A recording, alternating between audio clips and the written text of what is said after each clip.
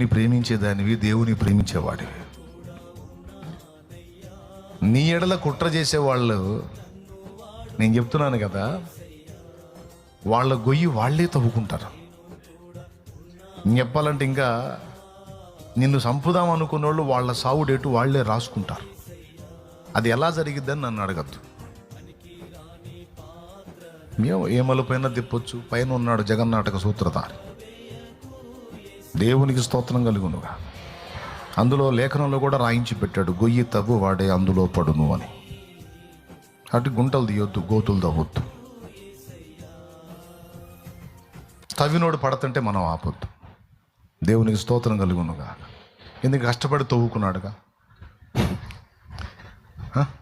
కష్టపడి తవ్వాడు కదా, మరి వాడు అందులో పడుతున్నప్పుడు మనం ఎట్లా ఆపుతాం? ముచ్చటగా తవ్వుకుంటే సావురా అంటే. దేవునికి స్తోత్రం.